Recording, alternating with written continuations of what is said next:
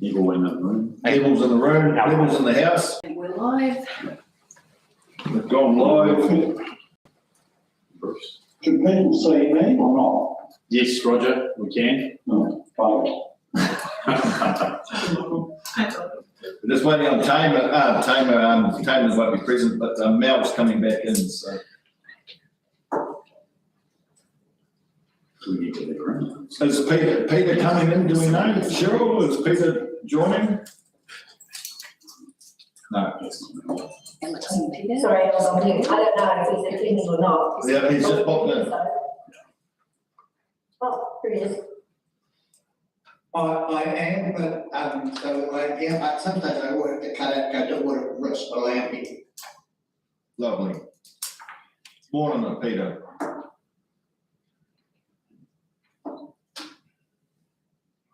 Right. Alex, we've got Alex, but not, Mel's not taking you. Mel's not back in yet, but she'll jump in. Morning, Alex. Good morning. Well, Mel was in, she just jumped back out. She's now. Oh, she's just coming in now. I'll just give it another moment. Hopefully she can hear us this time. Kia ora, Mel, can you hear us?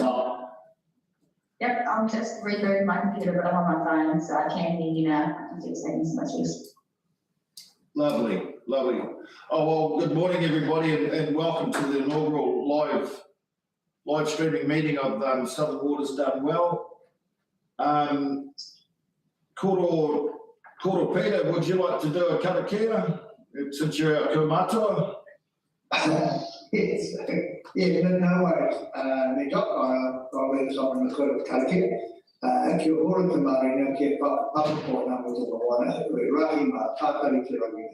Aroha atu, aroha mai, tātou e tātou kātou. Hongi e tāiki. Kia ora. Kia ora. Well, yes, once again, welcome everybody.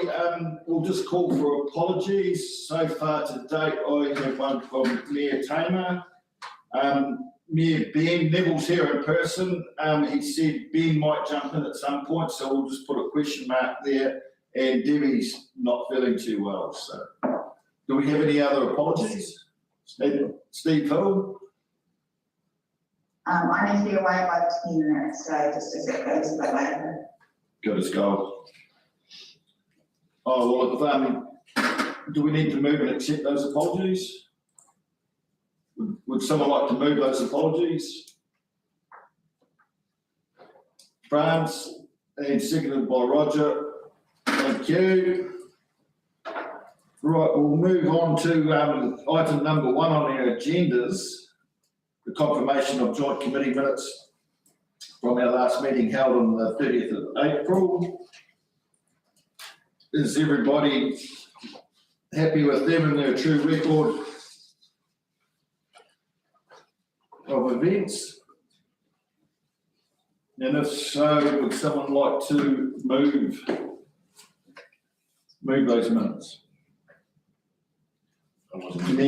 Mayor Mel, seconder. Yeah. And Councillor Cotton, thank you.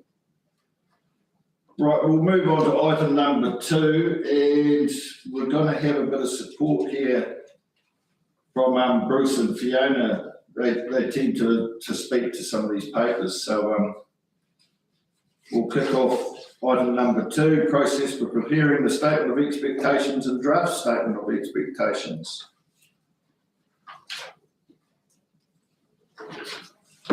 So I presume everybody's had a very good read. A good read of them. Any comment? It's a bit tricky to this one, John, because it's procedural as opposed to functional. It just lays the groundwork for the consideration of the statement of expectation. It doesn't drive anything for you guys, but it does point the SRG in the right direction. And you'll note that later in the agenda we have actually prepared a sort of a framework draft for you guys for your consideration. And it just gets the ball rolling because we don't have a lot of time. So we show a little bit of initiative on your behalf. Right.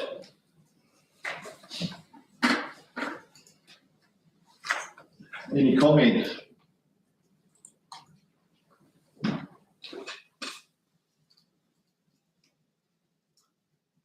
It all looks straightforward to me, to be honest, so. There's some dates in there that we're good to be aware of and what's coming through, but there's nothing of concern with me.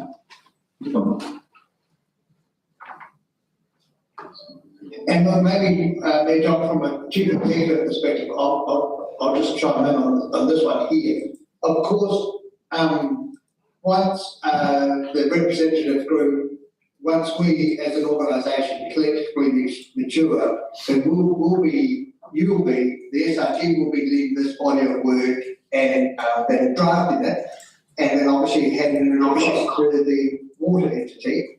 And then we'll have that produced to it as they develop their response. In the first instance, I think this is a good way of doing it. Because it's the expertise currently resides with our water staff, or in this particular case, with the Southern Waters team.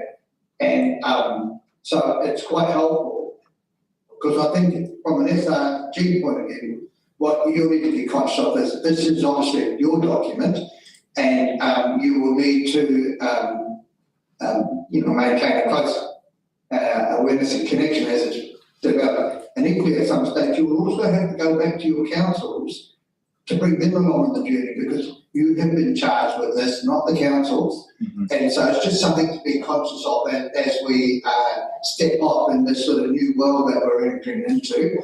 And for councils like mine, we don't have a CCO, so these are new processes for us as a council to develop. Those of you who already have CCOs, you're probably more familiar with this process than what perhaps some of us are. That's the only comment I have. Anyone else got anything to add?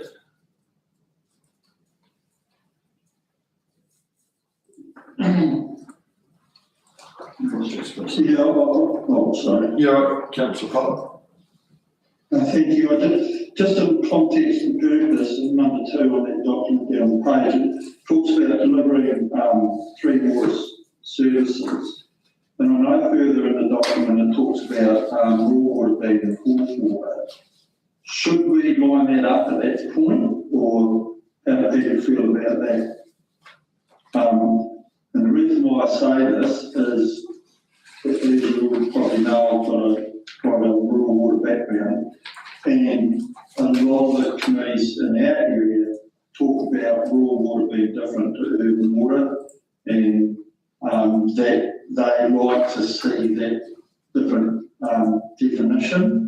And it's not a big one for me, but it's just passing back comments that I hear going down the track. So 2.1 says to deliver 3 water services in a way. Should it be to deliver 4 water services in a way? Or am I just pinpricking? What page number are you looking at there, Rog? Page 14. 14. So page 14, 2.1. I should probably get it past, so.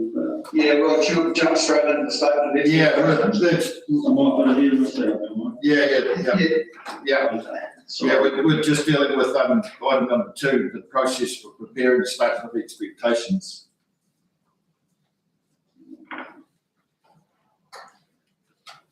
Sort of had me lost a little bit there, Councillor Cotton. Been your toes. It is Friday.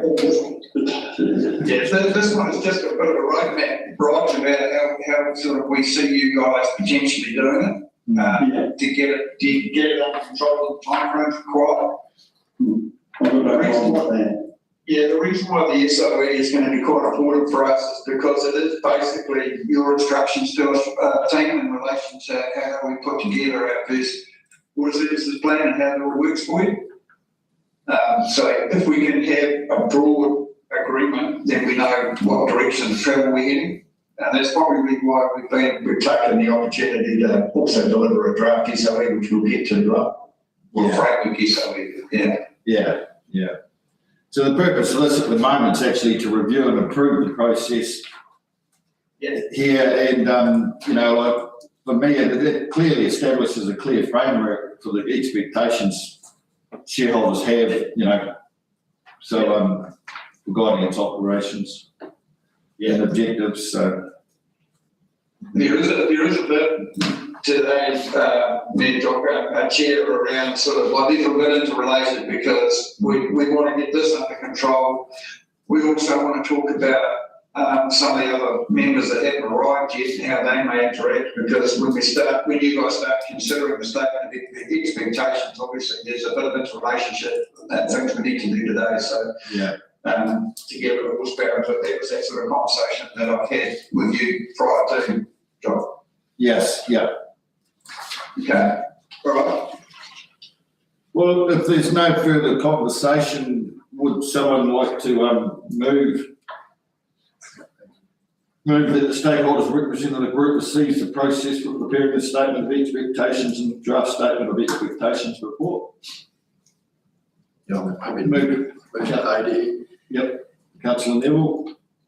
Do I have a seconder? Mayor.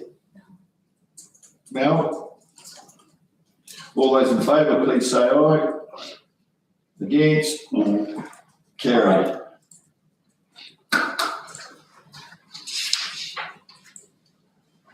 Right, Roger, we'll move on to your item number here now.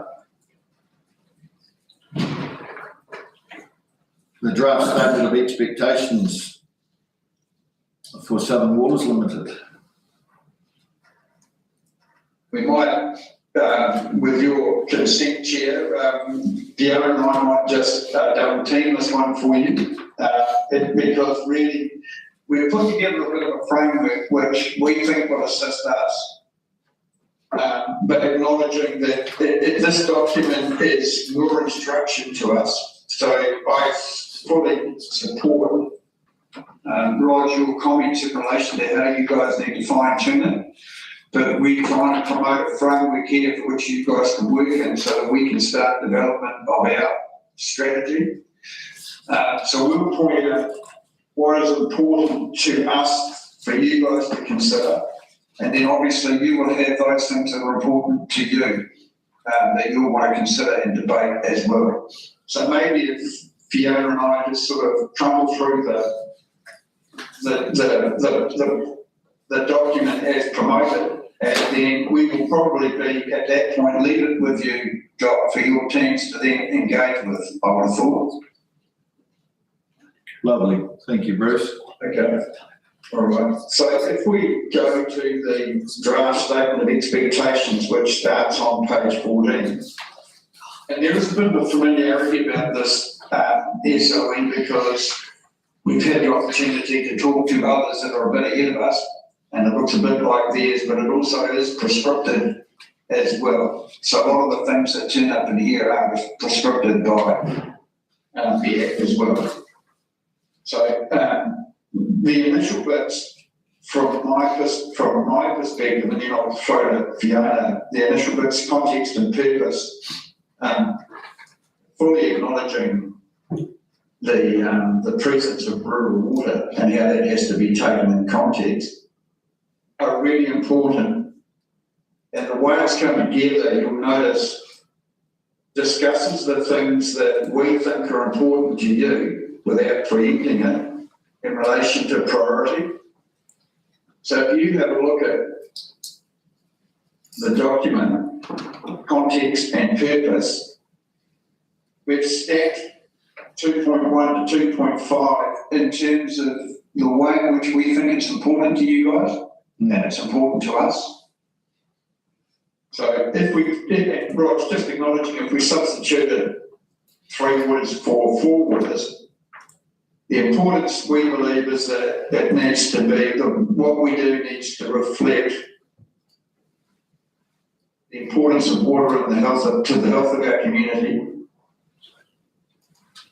to ensure that the services are delivered in a manner that is enduring and financially sustainable, so it's healthy and it's financially sustainable, to deliver waters that are responsive to local needs of our communities, to provide efficient and effective services that support robust decision-making and development of enduring capability and capacity, And lastly, to deliver orders that sustainably respond to changes in population. So we've said that first and foremost, we want to provide healthy, financially sustainable service before we start responding to the demands of others coming into the tacky way and saying, you need us to do this and you need to do that. So your needs come before their needs. It's kind of the stack we're operating here.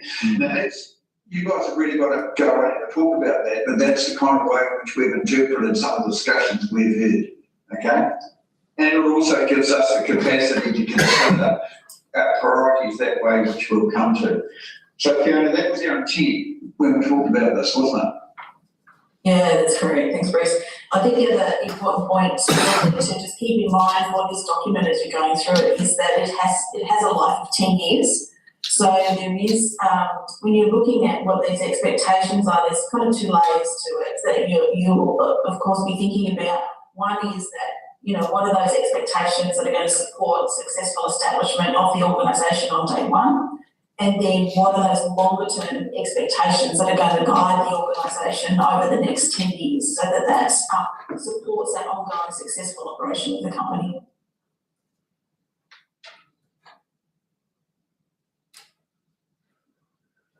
Any questions for Bruce or Fiona while we're at this point? Yeah. I just got one question here. Bruce, is it legislatively driven that you have to say 3 waters? Can you just not say water services? Given that it is your document and instructions to us, it'll need to have a format, and the format I have seen in others is the one that I'm familiar with, funny enough, is Southern Waters. They only had 2 waters there, so they talk about water services. But as long as it's very clear about what the reference is and how you respond. So you could change that specific number of 3 to, so all water services? Yeah, this is your instruction document. Look, you know, I don't think we want to run foul of the legislation, so we'll check that in terms of how you can respond. Yeah. But I understand exactly what you're trying to say there, right? Thank you. Fran. A couple of things.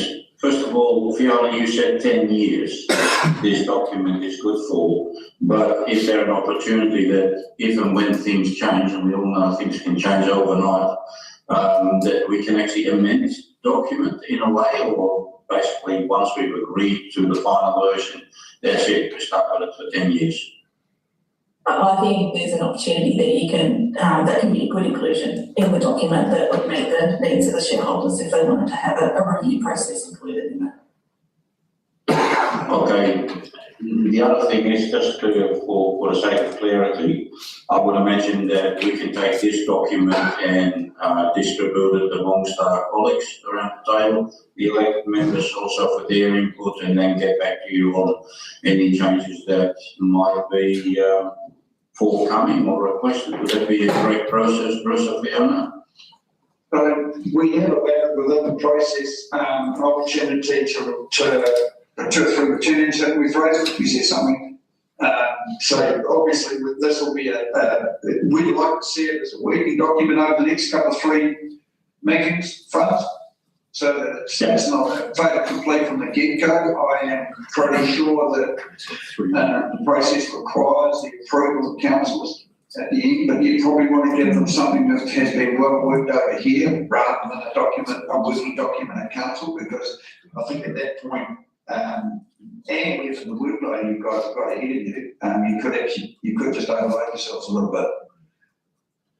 Yeah, take that on board, but I'd rather see having input around the table, so when the final document comes for a vote, everybody had the opportunity to have their input in, and there would be a very short conversation. Yeah, how you guys get that through your individual councils is entirely your own business. We're trying to give you some structure here, recognising that we're not operating in an environment right now which is normal for councils. Given the pressure under with other circumstances. Yeah. Bruce, what is normal at the moment?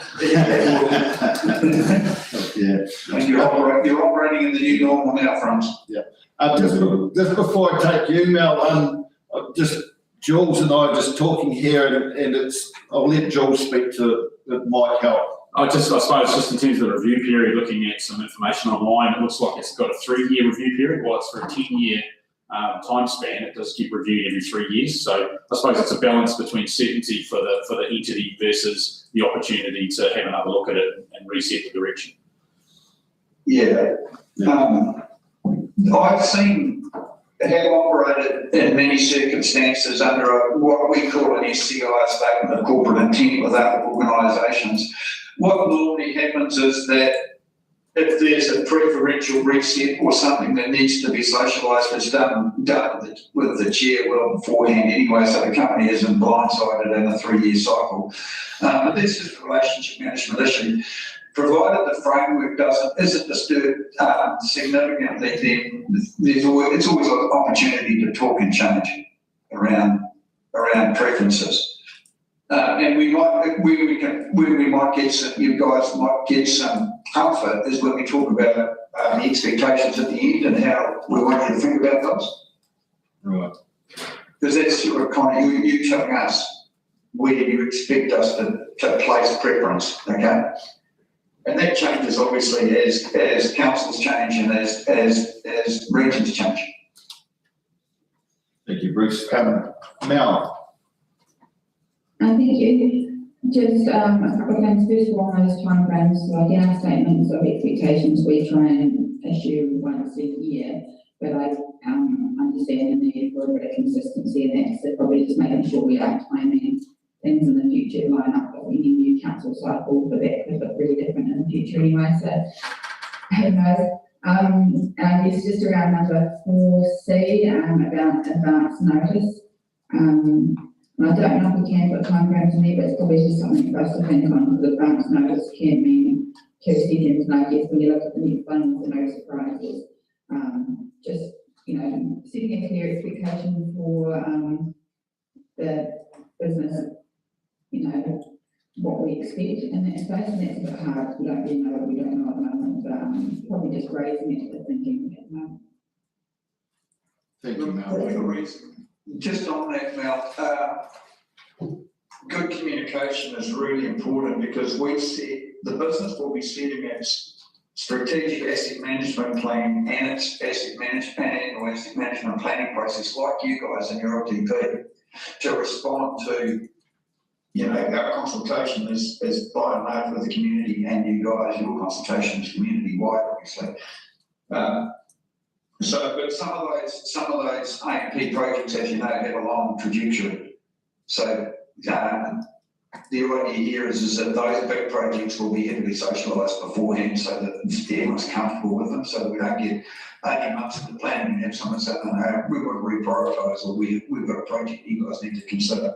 Because I think we had plenty of money, we've only got a finite turn, like you guys, and we'll have to make sure we're dealing with things in accordance with those expectations. Same as your LTP kind of concept.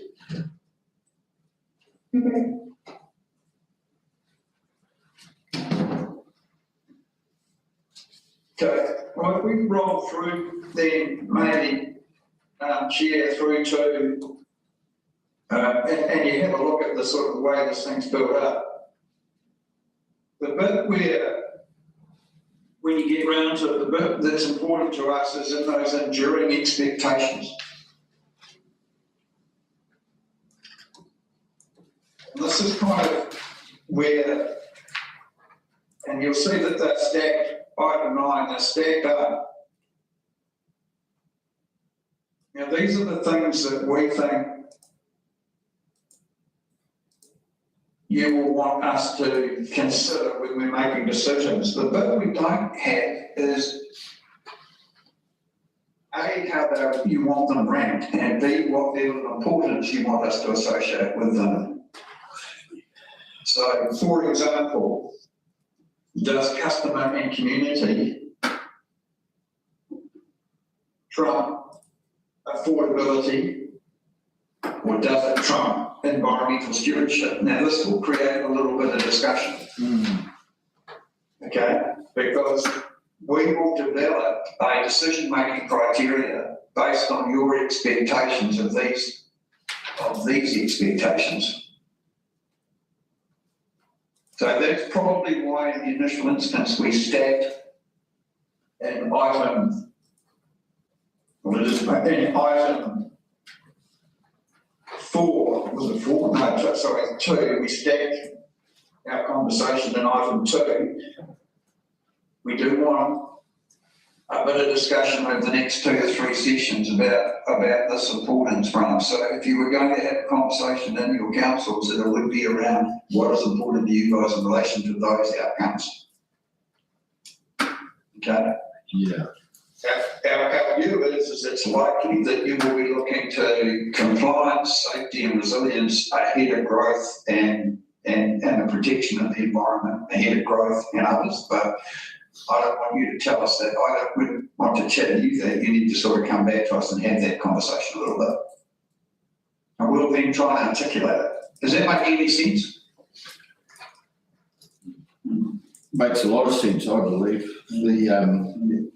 Like the way you've got them ranked here at the moment, Bruce, they're in no particular order, are they? They're just put out. No, they're not. They're not in any particular order, but we would expect by the time we get back together that we'll have a bit of we'll concentrate on how you'd like to see it, right? Mm. Possibly, and this could involve you, Fraser, perhaps, I'm not sure, but in line with what Franz was touching on, this would possibly 9 be a good one to actually put back to councils, individual councils, to rank, and then like to do a survey and rank them and get them back. Yeah. To see what the preference is, to get that conversation going. Would that be fair? Any comment on that? Oh, look, we're happy to provide wins that we can, obviously, to whatever you need to get the SOE through and approve it. So, yeah, absolutely. I think the key here is, Jock, is that it's not going to be crystal clear, but it will become, you'll end up in a pit that will there be a preference for some to be ranked ahead of others. Exactly. And that's workable for us, because at that point then we will respond to you. So Fiona, Fraser and I will respond to you and say, okay, we've heard what you said, how does this sound? When we're making decisions, these are the things we're going to consider, safety and affordability and, land stewardship, which lines up with our obligations under the treaty, and then we'll talk about potentially services as they relate to growth and other things which really are less important. The key here is that there will be some collision, I would imagine, because I would imagine Waitaki and Clifford will be pretty keen on understanding how rural water fits in. And we will probably want to understand that as well, because that may not necessarily be a significant drain on the purse, but it will require a significant amount of resource, because we'll need teams and operational teams that fit in that area. Yeah. One of those sorts of conversations need to go on. Just through you, Mr. Chair, the rural water in our district as well supplies a lot of urban areas, so it's not completely separate. It's intertwined. It's part of the overall picture. Just as an aside, and I don't want to dwell on this is challenging for a lot. I think we've probably got a better perspective because we've had rural, these low pressure schemes and small low pressure schemes in this area. Other areas are really struggling with this. I think we're going to do better here than other areas, because it's we have a lot of them. They're going to be important to us. Franz. That's what I wanted to say. From your perspective, John, can open it to the floor for you? Yeah, Franz, I'll come back to you. Yeah, Mel will relate to this. Only last Tuesday, we had this workshop about risk appetite, and this has got nothing directly to do with risk and appetite and risk assessment. Basically, it was setting priorities, or I still got to get my head around what was trying to be achieved, but it's something like it's like you're categorizing certain aspects that are more important than others, and from that you actually create a framework around that, how it operates. I take it on board for reasons that I struggled with what happened on that workshop on Tuesday. I need to think about it, but if I get it right in my own mind, Bruce and Fiona, I'll probably just chuck you guys an email, because this is not an easy one. I need a bit of time to think about this one. It's not a simple one. The big collision, I think, for us is things like, if you need to put it in, for example, common terms to get a bit of appreciation of it. But for example, it's freshwater delivery to household in a manner which is really safe. Does that trump the potential for us to invest heavily in resilience in some of our wastewater discharge plants to ensure that we don't get a long-term discharge to the closet or something like that? You understand what I mean? So, and that is a really difficult part to discuss. And it's one of the reasons why these companies are coming together. But in a constrained environment, ideally we'd like to do everything, wouldn't we, Fiona? But if we want to do everything, then we're going to need a bigger bank account, or more people, that sort of stuff. If I can just respond to what you just said, it's we want to do better, but in the end you might have to make a choice. What's best rather than better, and those are choices that can be made. They are to others now. But that, France, that is what we're asking you guys to do here is to consider this and give us your expectations in that respect, right? So you'll be part of the, we've got a view, but you'll be part of the discussion. So when we do things, so we are responding to those expectations. This is why our AMP looks like this, right? Okay. Sorry, I'm dominating. Back to you, Chair. Alex. Was it Mel? Mel? I just guess, and I guess just picking up on Bruce's comment just then around making sure when we're having these discussions, we actually understand the implications. I wonder that might be a risk that if we all go away and do our own things with our council without any sort of support in the conversation, that we don't actually have a full comprehension. Maybe that's through our lawyers teams, and I'm not sure of what we're actually choosing, because it's just probably a concern I have now. Wonder, Fiona, talking straight to you, whether or not we couldn't just do a briefing, for example, sheet in each one of these areas for the councils. Would that be something we could contemplate, Fraser, Fiona? Yeah, we could, if that helps, we're more than happy to do that. So we're happy to set this up in a way that'll work best for you.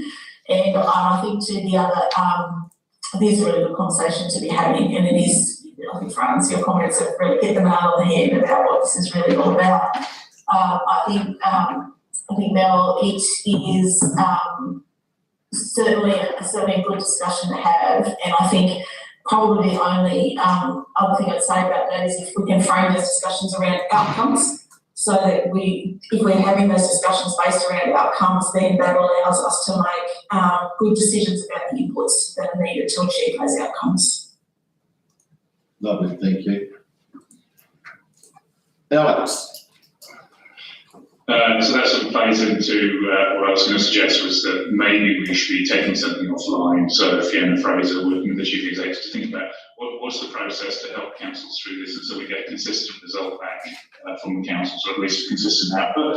Because I think what we're asking here is something that always challenges councils. It's take a lot of important things and put them in some sort of priority order, and that's really difficult, getting one council to do that sort of thing, so getting 4 councils to do that. So I was thinking that maybe we need some sort of, rather than a prioritised sort of rank, we get some sort of weighting, so that, if we've got 100% of effort from some waters, what's the weighting we put in that? But I think we need to design some sort of exercise that's informed in terms of what the implications of each of these things, and then take each council through it and collate the results so that you can get a picture of where we see the relative importance of all these very important things. It's Bruce here responding. I'm comfortable that our teams can respond to your discussions if they head in the same way. We can collate and collaborate and come back and say, okay, this is what you told us, this is what it looks like. So it doesn't have to all be done at council level, but you're absolutely right. We need it in an environment, in a format that everybody's talking about the same thing, so that we can get a feel for what that discussion looks like. So maybe, we just have, we talk about it, then you guys can have a chat with the CEs and talk about what outputs we would like to see to be able to do another iteration of this and come back to this group. Okay? Lovely. Thank you. I'll go Councillor Cotton and then Councillor Neville. Thank you. Well, most of my questions have been answered actually, but one thing I want to know, the reason this CCO has been set up, is there any expectation from higher above on how we should put things together, like on priorities and that sort of thing, whether it's from Te Reo or central government, or have we just been let way you go and sort out your own stuff and see what you come up with? My response would be on limit was for it to be our responsibility, but there are certain must-dos. Yeah. Certainly there are expectations, right, from governments and from places like organisations like Te Reo. So we have reflected those in this document. We've picked those up. We've sort of looked at those as sort of, regulatory requirements. They are must-haves in here, and things around compliance and we must be meeting those things. So all of that guidance, as we've developed this document, we used a template that was prepared by Wynne Williams. We looked at examples of other statement of expectations that have been finalised and that we could have compared to, but we also looked at what the requirements were under the Local Government Water Services Act, and we looked at what those other requirements from the other regulators were and made sure that we've included all those as well. Okay, so that should help us with our decision-making process and what we're talking about here, shouldn't it? Yes, hopefully. Yeah. Oh, thank you. Neville, thanks, Chairman. My question now is just that perhaps we need to, when the CEs meet, is the risk factor is really paramount from each council and the level that they're really wanting to accept as part of that discussion. So if you could just note that.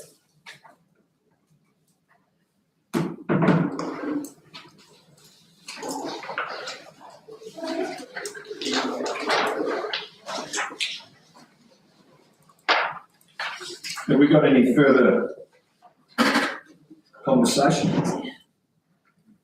No, Shannon, Councillor Amanda.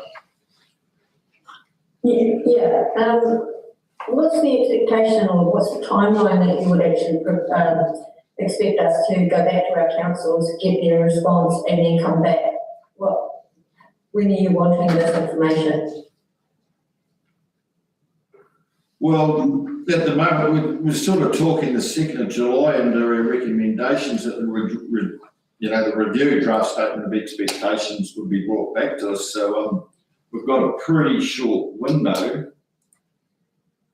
If this is to happen, we need to do this before that, wouldn't we? So I suppose it's a bit of a trick question back to the team. How soon do you think you could, Fiona's got a big grin on her face and she's looking like she's itching to get into it, to get something back to us. Yeah, we're happy to work. Perhaps if we have a discussion with the CEOs, we can have a look at the timeframes and then understand how that works with each of the councils and come back to you. The thing that we'll need to balance through this is obviously we're working to pretty tight timeframes to get the organisation stood up. So we're trying to manage, we've got a whole heap of parallel work streams in place. And this one is a really important one for us because it informs a lot of what we're going to be putting into the water services strategy. Yeah. We have to have that water services strategy in place by 1 July 2027 and have that go through all of its approval processes, approval and consultation processes. So we want to make sure we get this document set up really well. So it's really important to us that this is done quite well so that it is a really good foundation for us and what we're working on with the water services strategy.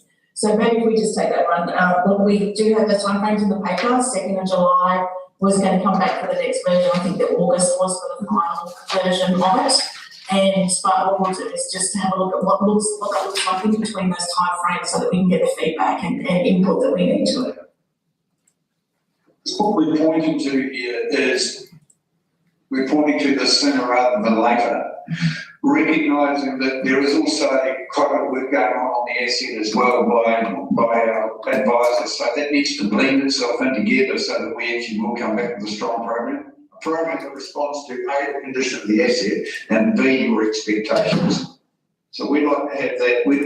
To tell you the truth, as chair, I've got the team under a certain amount of pressure to understand that by the end of the year. So, well, we're not cast in stone here, Cheryl, but we are pretty well fixed on a trajectory. So if we're moving around, we're not moving around by months and months. We're moving around by, a month to 3 to 6 weeks. So I'm giving a little bit of breathing space here, Fiona, and I know you don't like me when I do this, but we are pointing to the fact that this is important to us, okay? So will you be getting that information to us sort of ASAP so that we can actually take it to our council at next council meetings and then come back to you? Yeah, I think that if we put a bit of pressure on Fee and the CEs to sort of come up with something which is directional, which will at least facilitate the conversation. That conversation and the format you bring it back to us, we will work with to say this is what we do, this is what it's looking like. So it'll be iterative. Okay. But we'd like to have it settled down by sort of, I'm going to say August, but August, September would be kind of appropriate because we'll be starting to leave that with information we're getting back from our other work streams, correct, Fiona? Correct. Yeah. Franz. Yeah, just in response what Bruce just said in meetings with CEs and all that. Alex's comment on waiting actually reminded me last Wednesday. I had a meeting with some council staff around waiting on areas that are suffering from coastal erosion. Not go into those details, but in that meeting, in that workshop, we were presented with a framework where waiting was applied. And there is actually a tool out there, it's called the Baker tool. I'm not sure whether Bruce or Fiona are familiar with it, but what I might do, if you guys agree with this, is I'll just send an email to Alex, because Alex and Melvin part of that workshop. But I might just send an email to Alex and say, we'll go and talk to this particular staff member, because that might be a tool that you guys might consider and make the process a lot easier and quicker. Unless you're really familiar with it, and then we're all wasting the time. You never waste the time for us to talk about the relevant tools associated with capital asset planning. But that is the direction of travel we're intending. Just to be clear, I don't have an expectation that the councils will get down to that level of granularity, because we will. So it's just where the work goes on. What we're trying to say is you guys need to have the discussion, we'll do the work. We just need to understand your thinking, okay? Yeah, no, the point is, though, is that this is a tool that can be applied to a lot of stuff, things, not just coastal erosion, and therefore if we could get our colleagues around the table to agree to that process or to that framework, then I think could make the whole discussion go a lot smoother and quicker. But you guys first have to have a look at it to see whether you're comfortable with it. Sure, that's where it's Fiona and you guys can talk about it. Right, thanks. Hey, Bruce and Fiona, thanks so much. Like, we appreciate the pressures you guys are under and the expectations, but it was a really good start. As far as I'm concerned, and I'm sure the others will agree, like, what the work you've presented us here for today. It's a really good kickstart to get going. And I think In the usage of leadership, I'll take complete responsibility for that because we got a good outcome. If it wasn't, I'd be saying, well, it's not my fault. well, that's right, but we will also stick to the old, very strong fundamentals that behind every good man there's a good woman, Bruce. Absolutely, listen, and we've got a great team in here, but maybe we look pretty good here, John. So, yeah, with taking on board, going back to the CEs and we do some weighting, it's a really good tool that we do go back to our councils as individuals to get their feedback, because the big thing that I think for all of us would be fair to say that it's about transparency and putting hand on heart, you know, and being we want to be inclusive, not exclusive. So I think it would be a very good tool.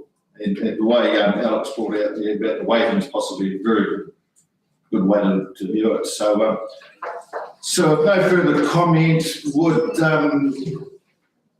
someone like to move the following: that the stakeholders representative group receives the process for preparing a statement of expectations and draft statement of expectations and report. That the stakeholders representative group approves the attached process for preparing the Southern Water statement of expectation, commences preparation of the statement of expectations in line with the above process, and notes the reviewed draft statement of expectations will be brought back to July 26 stakeholder representative group in advance of being presented to Southern Waters for comment. We've also got notes this draft statement of expectation will be brought back to the 7th of August 2026 stakeholder representative group meeting for approval, and confirms the Central Otago District Council will continue to fund project expenses by means of interest-bearing debt on behalf of the shareholding councils in Southern Waters. But actually, before we move into that, we better just confirm with our country cousins in Central Otago about the debt.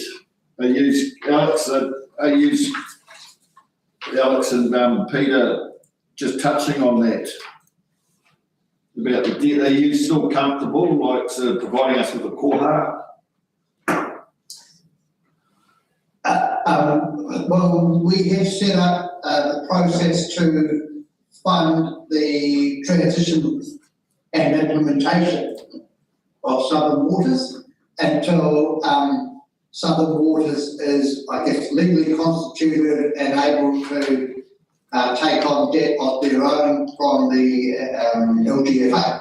So at this stage, all the resolutions are in place and have been approved by all councils, and I believe all four councils or three councils have underwritten the CODC in the event that a change in government was to roll back their reforms or whatever and cover the cost thus far. But, you know, everything's in place, and I don't see any issues going forward at this point in time. Lovely. Oh, thank you for that update. Well, I'm quite prepared to take all 5 recommendations at once, unless anyone sees different. So do I have a mover? Franz, thank you, Franz. Do I have a seconder? Mel, all those in favour, please say aye. Against? Aye. Carried.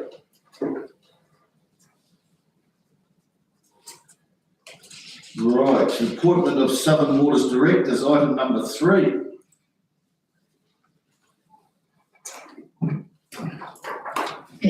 I'll put him into the chair on the basis that this is we're getting a lot done with the establishment chair and the team working closely together.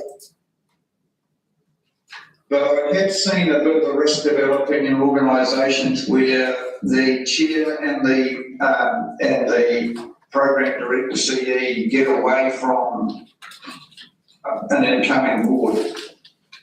And so it probably is a very good idea that we consider getting sort of a couple more directors on. The reason being is that in another organisation that's doing the same thing, they got too far ahead of the board and then things slowed down as the incoming board, wanted to understand the decisions that had been made. So I think that it would be very useful to formalise the process of getting a couple of directors on, going through the process of working through what we will then subsequently need. So doing it in sort of two stages, appointing a couple more now and a couple more in the new year. I just think that gives us more horsepower at governance level going forward. Otherwise, it may well be that I'm trying to explain to an incoming board all of the decisions that Fiona and I have, and you guys have made over the last 12 to 16 months. And that just means that we may end up in a position where it might be a little difficult. So that's why I think it's important that we probably embark on that process now to get a couple more directors on. I would suggest they need to be fairly experienced, and they need to be capable of governing in an environment where things are moving fairly quickly. We're working in an establishment phase, so I would expect that they would have the capacity to see things at distance. I call it governing in the mist. You can see things coming, but they are developing as opposed to being there. So that's a special sort of director. And there's been a couple of mistakes made, in my view, in other areas where they haven't got those sorts of people on board. And there is they're experiencing difficulties in terms of some of the decisions they're making. So you're really looking for people that are comfortable taking on a bit of risk through the process, and the understanding that will become clearer over time. Does that make any sense at all? Completely. Yeah. Completely. I tend to agree myself. We're better off having them at the front end and being part of the journey and working with us as well as the representative group, and along with you, of course, but so that they don't come in at the other end and then try to wind the clock back to find out what made it all tick, as to where we got to. So that's not the ideal thing. The ideal thing here, the reason why I suggested getting two on and then two more is that we could be quite clever here and get a couple of very experienced directors that have multiple skill sets, and then go to the market for more specific and different areas later. And one of my key concerns is that we don't have our Mount Whenua representation on SRG yet. We'll talk about that next. And there are a few skills that would be beneficial around the board table that may be hard to get. And so we could do, if we take two directors now, potentially with one with a commercial background, one with an engineering background that have done sort of transactional stuff in the past, it'll be clear at the end when I sit down with you guys, say January, even saying, okay, well, this is these are the skills that we look like we're going to need going forward as well. Because at the moment I can cover the financial issues, for example, chair. But I think probably come sort of January, February, we might be looking for a chair of audit and risk or something like that. But at the moment, that's not as specific as getting a couple of good transitional directors on. And also we might at that point understand more about what Mount Whenua skill base necessarily needs to look like, and our rural skill base needs to look like, and things like that. Yeah, and which I'm going to touch on there, Bruce. In item 12 there, the initial focus needs to be on the preparations of the skills matrix and the overall appointment process. So it is pretty important that we do have a bit of support there for yourself and Fiona.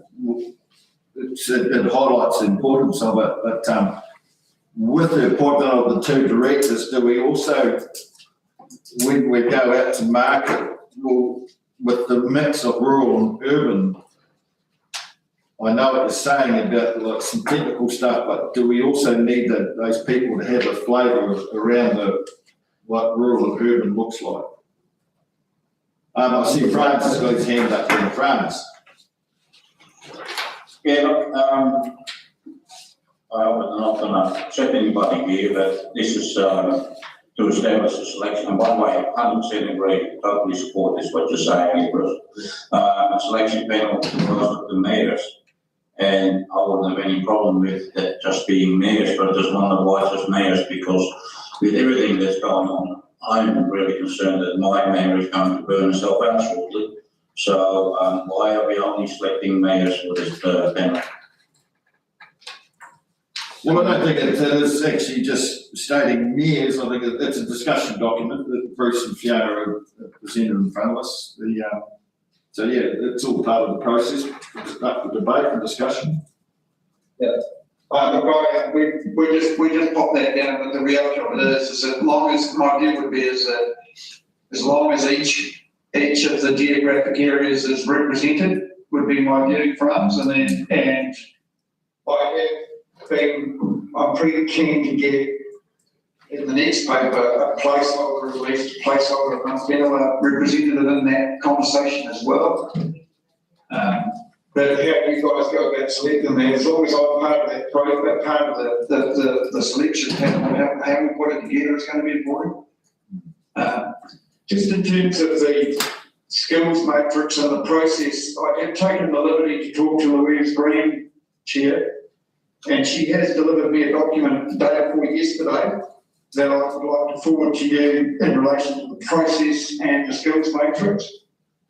Now, that will probably, if we could establish that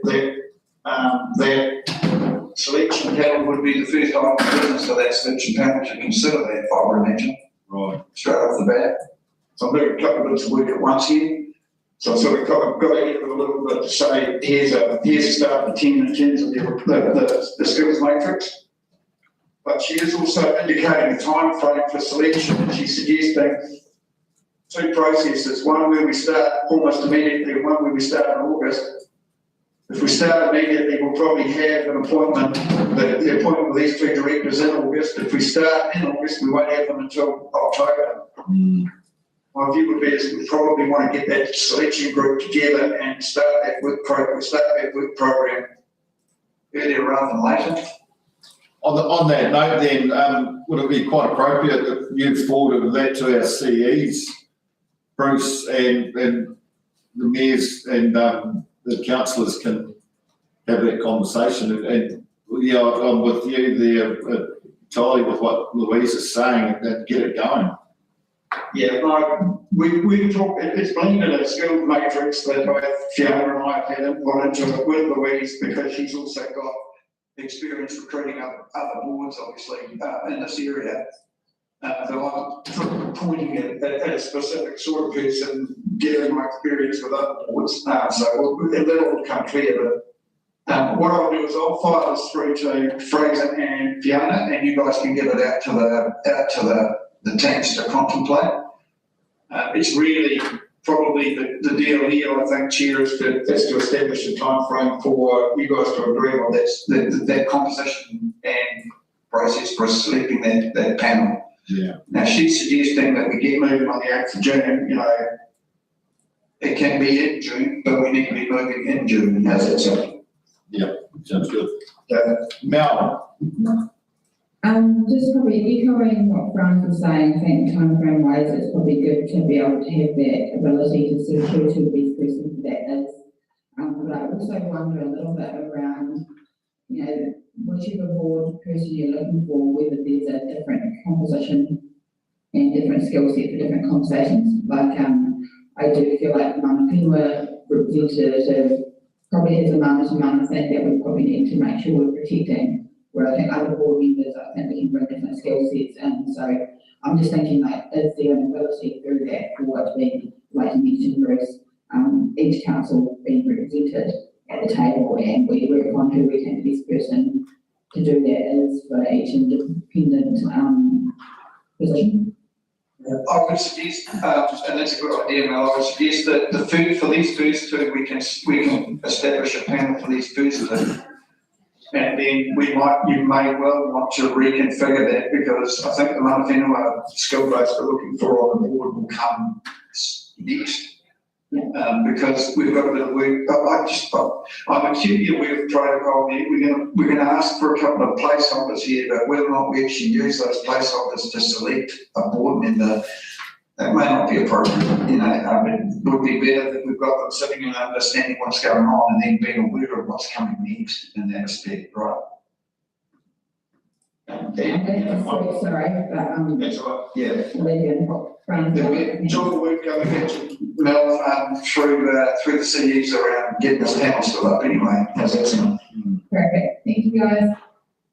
Yeah, thank you, and I think just touching on what Fran's highlighted there, we've gone, each individual council's gone through the process, and we've done it democratically, and we've elected who is to represent our councils on the Southern Waters. So personally myself, I don't have any issue. Like in my case, Roger's been elected by my council members, and I don't see any issues if Roger wanted to be part of that panel. So I think in the slight wording change, we could possibly change composed of. It could just be composed of representatives of the shareholder councils. Yeah.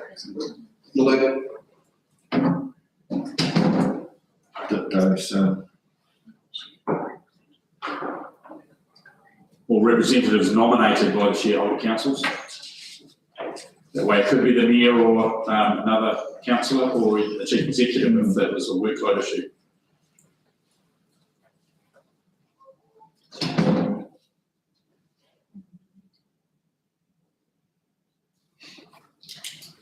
I quite like the idea that we just leave it at composed of representative, representative of the shareholding councils, and you guys can look at it, get that together. It could be anyone, right?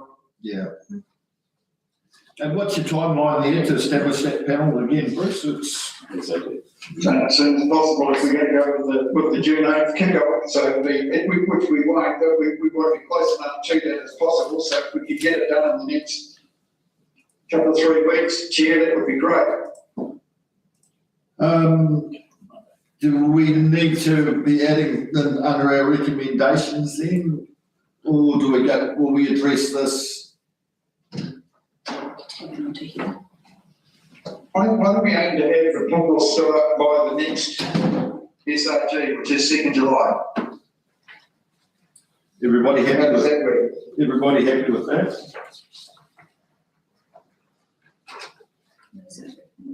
We can add that one in, if they want to do that. Do you want that time frame added into the first recommendation? Yeah, should we put that in the first recommendation amendment there? Yeah. The timeline. We'll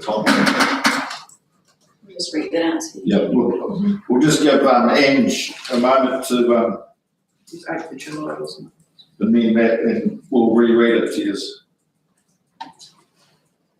Just confirming the date, 8th of July, Is that the next meeting? Do it? or 2nd of July is the next meeting. Second meeting, yeah. 2 July. Do you want us to read it out? So you comfortable with that, Ange? So we've changed it to agrees to establish a selection panel composed of the representatives of the shareholder councils, Southern Waters Establishment Chair and a mana whenua representative to be confirmed to govern and advise on the appointment of 2 additional company directors by the 2nd of July 2026. Did everybody get that? Everyone agrees? Do we have any further discussion? A representative of each shareholder council. All representatives. Okay, agrees to establish a selection panel composed of A representative of each shareholder council. Yeah, a representative. Yeah. Sorry, just a point from me. I think we might have to double check with the Constitution, because I think isn't it in there that it's the SRG members, so I mean, the way that statement, you reported it out, could include any elected member of a shareholding council, but I'm wondering if we were specific that it was the SRG, that it has to be a member of the SRG. And so You are right, Peter. You're right. You are right. just change it to an SRG representative. Yeah, SRG representative. So the SRG representative, yeah, Sorry for you there, Ange, that's all right. yeah, so we've changed it to agrees to establish a selection panel composed of a SRG representative, Of each shareholder council. yeah, of each shareholder council. If you want to do all those things too, it's up to you. If you want Still got to move. to. Still gonna move to the first one. So do I have a mover and a second of the stakeholders representative group receives the appointment of the Southern Waters Directors report? We have to do this one on its own. Was that a hand up there, was it Councillor Cotton? Yeah, so moved. And was that a second, Cheryl? Or are you just rubbing your nose? All those in favour? Against? Carried. The new statement. Right, so- Read out if you want. Yeah, so I need a mover and a seconder for the stakeholder representative group without other two recommendations. They're the one that we just amended on over three over the page, so. So we can read that one out again if you want. So you want for, Agrees to establish a selection panel composed of SRG representatives of each shareholder council, Southern Waters Establishment Chair and a mana whenua representative to be confirmed, to govern and advise on the appointment of 2 additional company directors by the 2nd of July 2026. And then you can go on to your next ones if you like. Yeah, and then everyone's sees other recommendations. One that heads the noting of the selection panel and noting the development of a relationship between stakeholders and agrees the selection panel will also support and indicates whether the establishment chair should be included. Actually, that's, yeah, do we need a bit of discussion on that one there regarding the establishment chair should be included in the selection panel for identification? And That's in relation to the rural water rate, that was your idea, John. I don't mind being involved, but that is a stakeholder issue, not a governance issue. But I'm happy not to be involved, provided you understand that I would probably be there as in an advisory capacity, not a decision-making capacity, right? Yeah, councillors, what's your thoughts there? Councillor Cotton. I've got no problem with that, with Bruce being there in advisory capacity. I think that the issue we're going to have is how do we identify who this person is for rural water and what do they bring to the table? So clearly it's could be someone from Waitaki maybe, or Clutha, because they're the ones that have got that skin in the game, but I don't think it's a simple process, how we go about that. So all the advice we can get on that will be helpful, I'm sure. Yeah, I think that the way to do that would obviously be through a call for nominations and go through a selection process at the SRG level. Recognising that we'll probably also have a rural representative on, with skills on board as well. So, yeah, that one I think is probably useful. Just with me being involved, that means I can pass back to Fraser and say, right, the running process here, Fraser.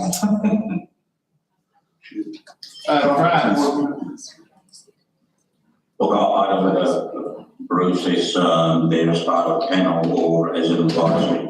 He has to be there. We don't want to end up with somebody that Bruce doesn't get along. We've only got, what have we got, 18 months or something like that, guys. They have to get along, otherwise we won't get the work done, period. Thank you. Neville, any comment? No problem whatsoever. So I've just proposed a bit of a slight amendment there that indicates that the establishment chair should be included in the selection panel for identification and remove appointment in an advisory role. The rural water representative. Yeah. of the rural water representative.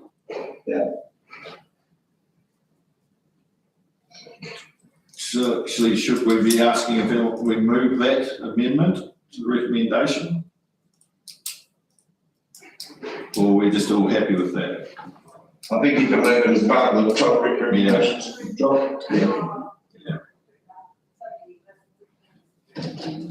So, right, was someone prepared to move those remaining recommendations? Moved Councillor Neville and seconded by Councillor Cotton. All those in favour? Against? Carry on. Did we note that Mel's disappeared on us? I did that. Oh, yeah. So, the mana whenua and rural water representation.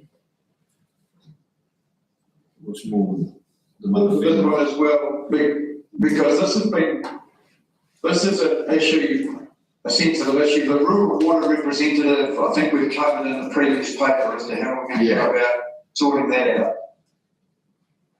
But mana whenua, it's important that we have mana whenua, in my view, mana whenua representation right from the get-go, even if, but I don't think we can disturb the process. So what I suggested, and I'll talk this over with you, Doc, is that we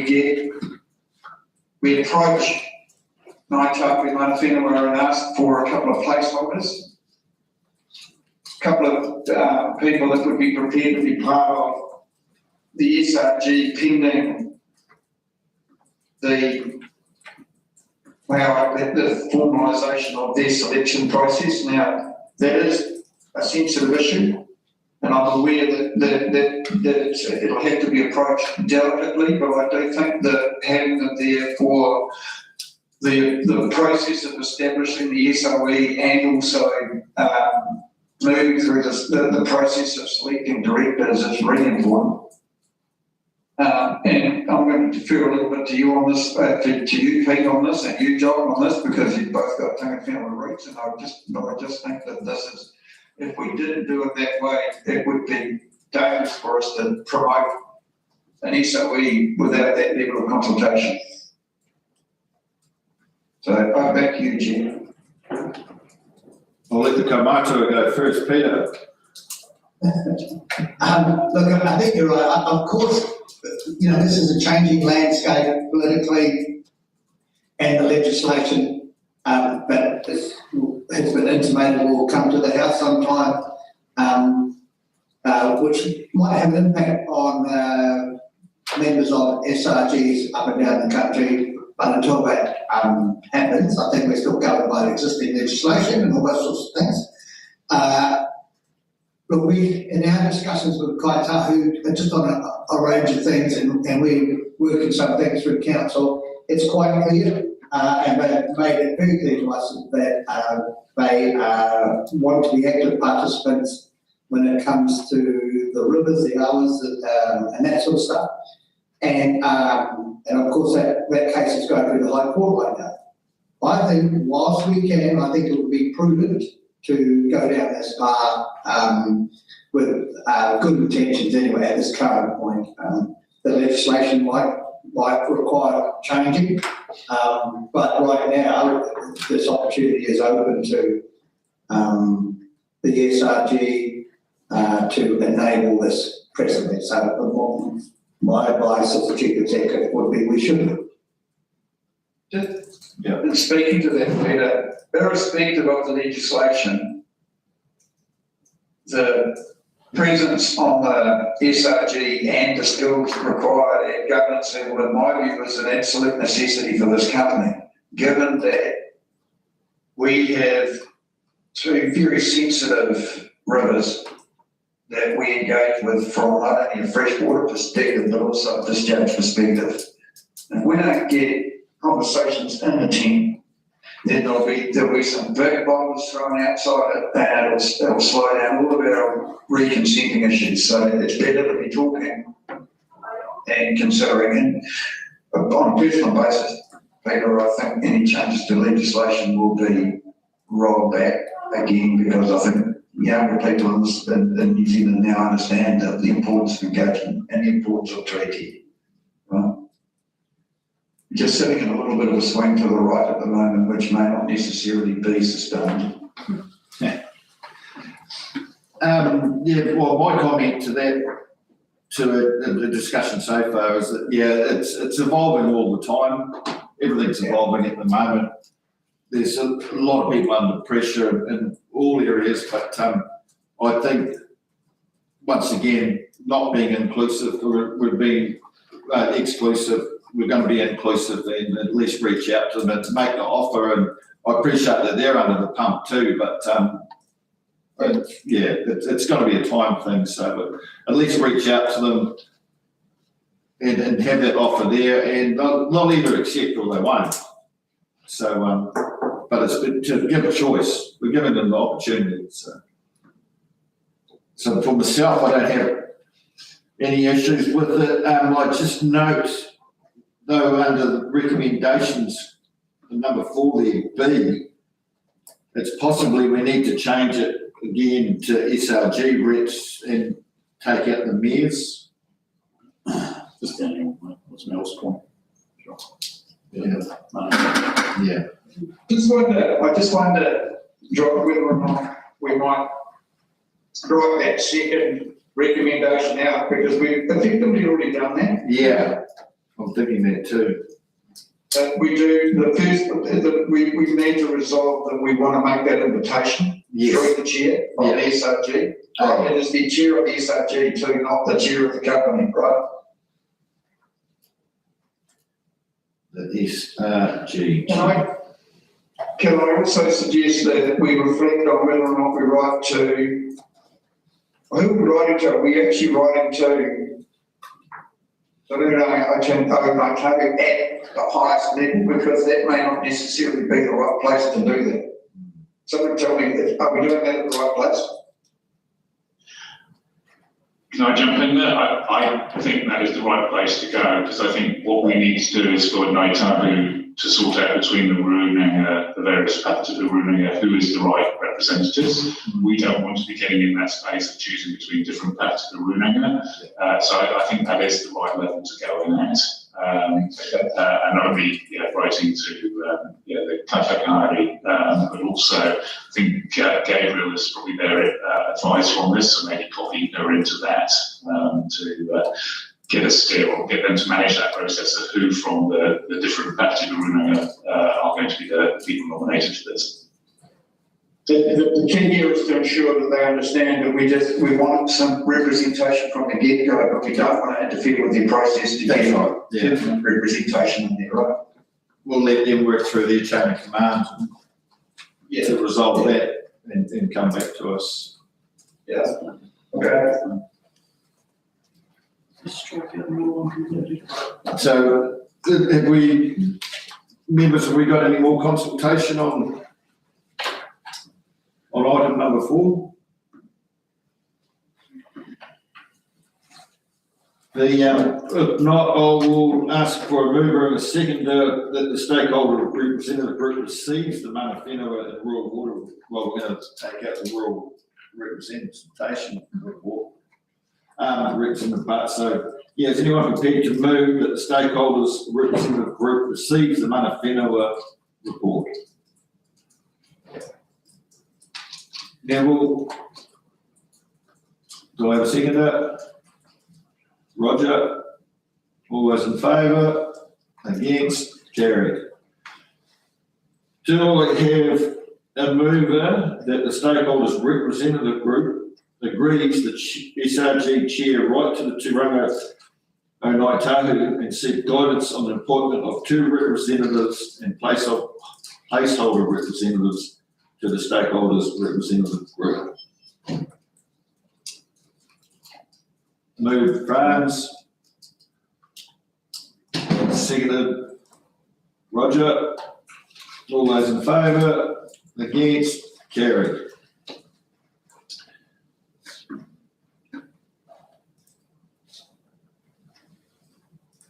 That's done, that one there. Straight that one out. Right. last item on our agendas. Item number 5, update from members. Is anyone out there with any updates?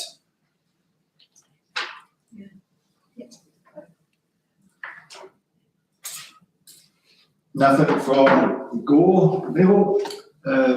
No, just like everybody, I think we're pretty busy and trying to keep our head above water. You're getting pushed and pulled both ways, aren't you? Absolutely. Don't know which side of the borders to jump on. We're open to everybody. Open to everybody. Yeah, whatever's the best for the community, that's the most important thing. That's the spirit. Cheryl, what's happening up there on Central? Very cold. No, we're all good up here where, our council is, working well together.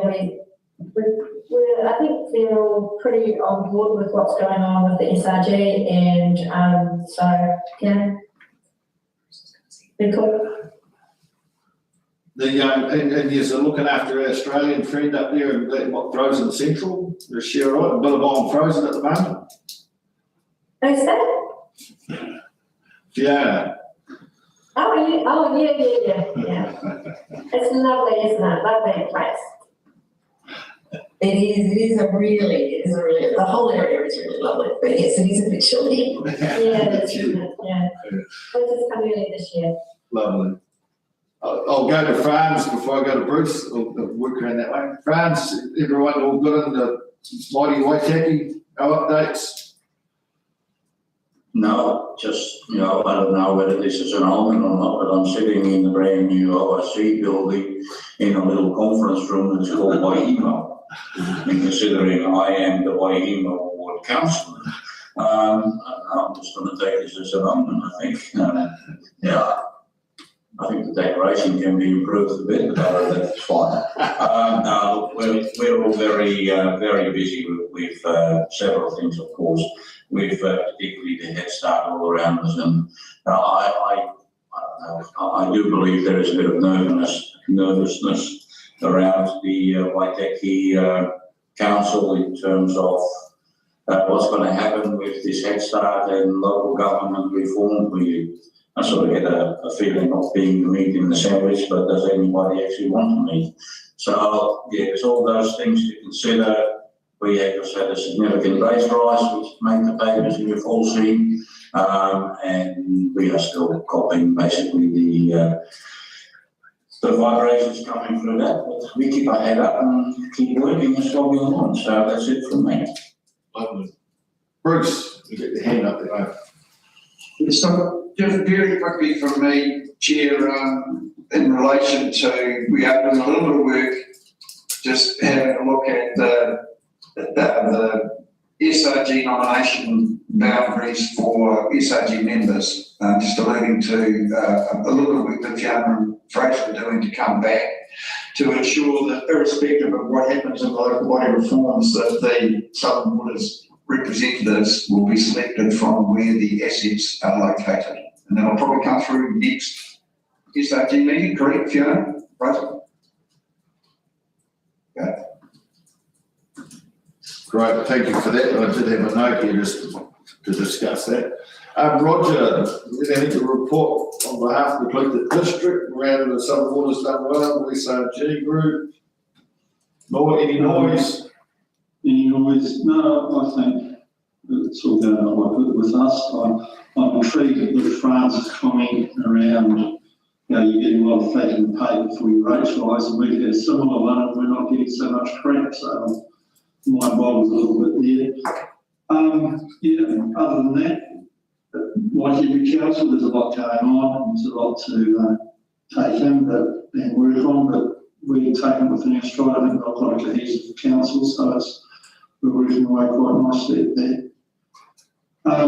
The other thing, a question maybe for down the track is with this Head Start thing or with the reorganisation, where do people think the regional councils former, because it will be former, where their services and the operational stuff's going to lie? Will it be part of Southern Waters for us? Will it be something outside that? Just a thought.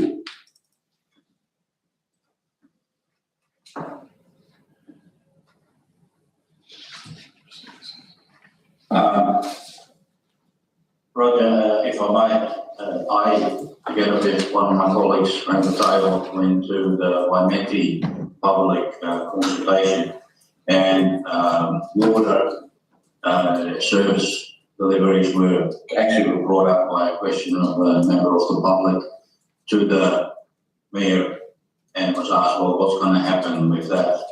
And I thought his response to that was quite significant, because he basically said, look, with the reorganisation of local government and new unitary regions, more than likely the water services delivery for Waimeti, who by the way is an in-house one, it will more than likely be affected. I don't know whether that gives you an insight of some of the things that are going on in people's minds to consider. Well, there's a lot of noise, isn't there? There's a lot of considerations, but, you know, I wonder whether like the RRC's responsibilities might be the division of some waters for our area. I don't know, just might not be. I certainly agree with them going, because I'm not a big fan of some of the things they do. Yeah. But anyway, it's just my thoughts, so thanks, Raj. Currently, you might be better off going out to the garage and throwing a dartboard, Rog, on that answer. And Alex, yeah, nah, very good. Alex, you got anything? You all good in your department? All quiet here, I think, as Fran says. So we're just getting on with things. Getting on with it, lovely. Peter, you all good up there? All quiet on the eastern front, western front. Western front. Frozen in time up there. Yep. Oh, well, I think it pretty much brings things to a bit of a conclusion. So, regarding item number 5, we don't need to have a single remover. Just to note that the stakeholders representative group receives any updates from the members. So, I will officially close the meeting at 10:26, and young Arnie here is going to do a closing karakia for us. And thanks so much for your attendance. And it looks like there's a bit of rubber to hit the road before our next catch up. And looking forward to you guys sending that information to our CEs so that we can get a bit more clarity from our councils as a whole to how we're going to weight things moving forward. So in closing, I'll ask Anna to close the meeting. Kia tau toranga Māori, ki rungi ngā iwi te ao, let peace reign over all of your people. Kia ora. Kia ora. Have a great weekend.